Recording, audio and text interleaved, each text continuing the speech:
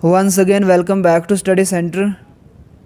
जितने भी आने वाली जो भी वैकेंसीज़ है उनके रिलेटेड एक इम्पॉर्टेंट अपडेट हमारे सामने आया है। वही इम्पॉर्टेंट अपडेट मैं आपके साथ यहाँ पे शेयर करूँगा और क्या कुछ अप्रोच रहनी चाहिए इन एग्ज़ाम्स के लिए या इन रिक्रूटमेंट्स के लिए जो आ रही है, ये सब चीज़ें हम इस वीडियो में डिस्कस करने वाले हैं। इसके अलावा जो कोर्ट केस कल था उसमें जो हियरिंग डेफर हुई है उसमें अब क्या कुछ पॉसिबिलिटीज़ है, क्या कुछ चीज़ें हो सकती है, वो सभी चीज़ें आज की इस वीडियो में हम डिस्कस करने वाले हैं। सबसे पहले हम देखते हैं कि न्यूज़पेपर में जो आने वाली वैकेंसीज़ है उनके बारे में क्या कुछ अपडेट है। यहाँ पे आप देख सकते हो, government to come out with rational distribution of post for equal opportunities everywhere, meanwhile the home department has topped with 6,256 vacancies which are unreferred as well as fit for referral. यानी यहाँ पे बोला गया है कि जो डिस्ट्रीब्यूशन है अलग अलग डिपार्टमेंट्स में वो रैशनल डिस्ट्रीब्यूशन किया जाएगा और हर एक को इक्वल अपॉर्चुनिटी दी जाएगी इन टर्म्स ऑफ रिक्रूटमेंट्स। तो यहाँ पे बोला गया है कि जो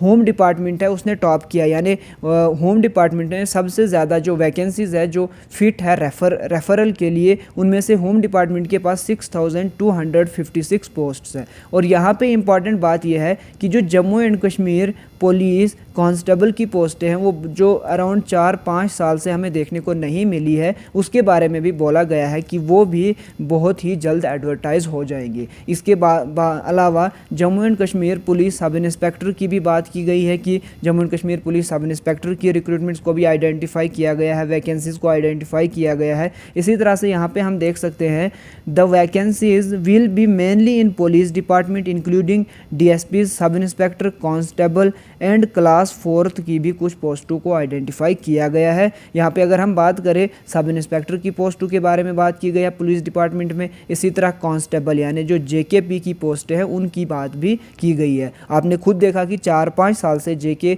पुलिस कांस्टेबल की जो पोस्टें थी वो बिल्कुल भी नहीं आ रही थी, तो बहुत ज़्यादा कैंडिडेट्स इसके लिए वेट कर रहे थे। तो फाइनली इस साल इसकी भी पोस्टें आने वाली है। देखिए, अब आप सोच रहे होंगे कि ये नई एडवर्टाइजमेंट कहाँ से आ जाएंगे अगर पुराने इतने एग्ज़ाम्स पेंडिंग है। देखिए, यहाँ पे मैं आपको एक सिंपल सी चीज़ बोलूँगा, एक बार ये जो चीज़ें हैं ना, ये जो 2-3 साल से चल रही है, बहुत ही ज़्यादा अनस्टेबिलिटी चल रही है जम्मू एंड कश्मीर के यूथ में। जम्मू एंड कश्मीर का जो रिक्रूटिंग बोर्ड है, हर जो रिक्रूटमेंट है वो बोर्ड कोर्ट में जा रही है।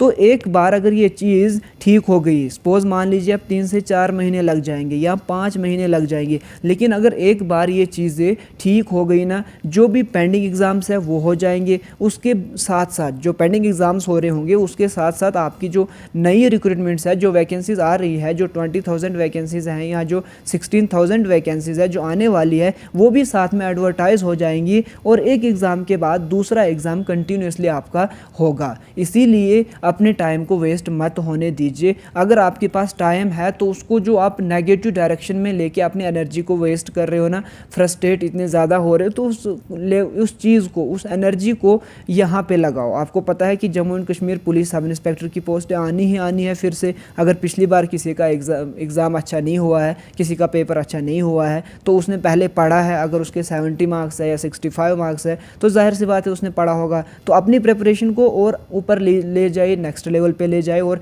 इस एग्ज़ाम के लिए आप प्रिपेयर कीजिए। जो बच्चे पुलिस कांस्टेबल के लिए प्रिपेयर कर रहे हैं उनको पता है कि इस साल पोस्टें आनी ही आने वाली है, ठीक है। तो थोड़ा अगर टाइम लग सकता है लेकिन पोस्ट आएंगे, आप इसके लिए प्रिपेयर कर सकते हो फ्रस्ट्रेशन के बजाय, ठीक है। आपको पता है फाइनेंस अकाउंट असिस्टेंट का आपने ऑलरेडी पढ़ा हुआ है, अगर अब आप उसको रिवाइज भी करोगे तो काफ़ी है। तो जो बाकी का टाइम है आप इस डायरेक्शन में यूज़ कर सकते हो। इसके अलावा और भी डिपार्टमेंट्स में पोस्ट को आइडेंटिफाई किया गया है।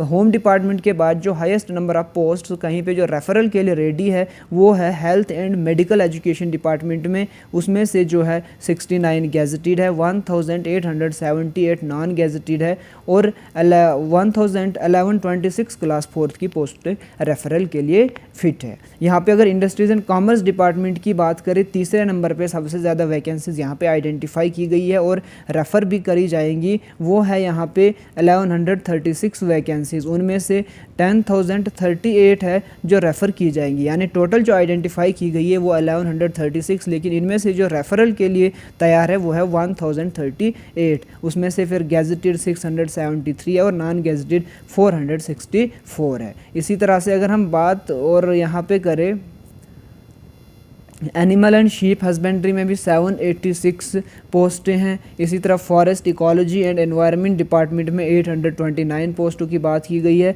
लेकिन आइडेंटिफाई में जो एडवर्टाइजमेंट के लिए रेडी है वो है 268 पोस्टें। तो ये कुल मिला के अगर यहाँ पे जनरल एडमिनिस्ट्रेटिव डिपार्टमेंट में भी कुछ पोस्टें वैकेंट है जो ये रेफ़र करेंगे, ये आप देख सकते हो 174, जिसमें से 97 गैजेटेड है, 70 नॉन गैजेटेड है और 7 क्लास 4th में है। इसी तरह हायर एजुकेशन के पास भी 586 वैकेंट पोस्ट है, जिनमें से 525 गैजेटेड कैडर में, 10 नॉन गैजेटेड, 51 क्लास 4th में। रेवेन्यू डिपार्टमेंट में इसी तरह से पोस्ट हैं। तो अलग अलग डिपार्टमेंट्स में पोस्टें बहुत ज़्यादा वैकेंट है। और वैकेंट होने के अलावा ये जो पोस्टें हैं इनको रेफरल के लिए भी ये फिट है, यानी they are fit to refer.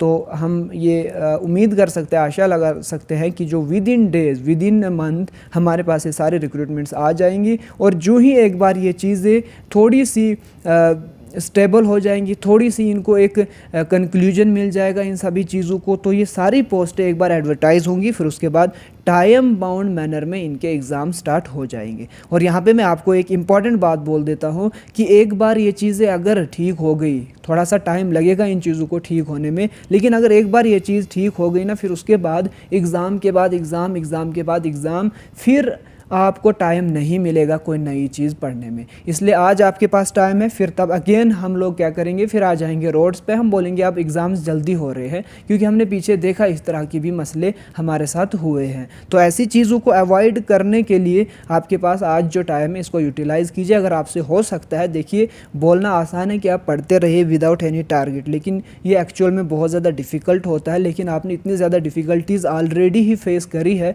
अगर थोड़ी और डिफ़िकल्टीज़ आप फेस कर लोगे तो इंशाल्लाह आपका जो फ्यूचर होगा वो ब्राइट होगा। अब हम यहाँ पे बात करते हैं जो कोर्ट केस है उसके बारे में। मैंने कल भी एक वीडियो इस पे डेडिकेटली बनाया था, फिर भी यहाँ पे मैं इंपॉर्टेंट अपडेट दे देता हूँ आपको। जो हियरिंग थी इसकी कल के दिन रखी गई थी और कल इसकी एडमिशन भी नहीं हुई। तो एडमिशन इसकी जो होगी, यानी इस कोर्ट केस की, जो Jammu and Kashmir service selection board versus Dinkar Sharma का केस है, ये अब होगी 19 अप्रैल को।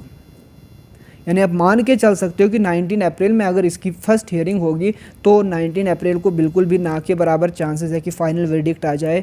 तो मसला सीधा चले जाएगा मई में। तो हम मई जून में इसका फ़ाइनल वर्डिक्ट एक्सपेक्ट कर सकते हैं। उसके बाद ही चीज़ें सेटल होंगी। जो ही चीज़ें सेटल होंगी तो उसके बाद एग्ज़ाम कैलेंडर आपके सामने आ जाएगा। एग्ज़ाम कैलेंडर के साथ साथ जो अपकमिंग रिक्रूटमेंट्स है वो भी आपके सामने आ जाएंगी। फिर आपके पास उतना टाइम नहीं होगा प्रिपरेशन के लिए। तो आज अपने टाइम को मैक्सिमम यूटिलाइज कीजिए। यहाँ पे आप देख सकते हो stage of case for admission after notice and next hearing 19 April 2023।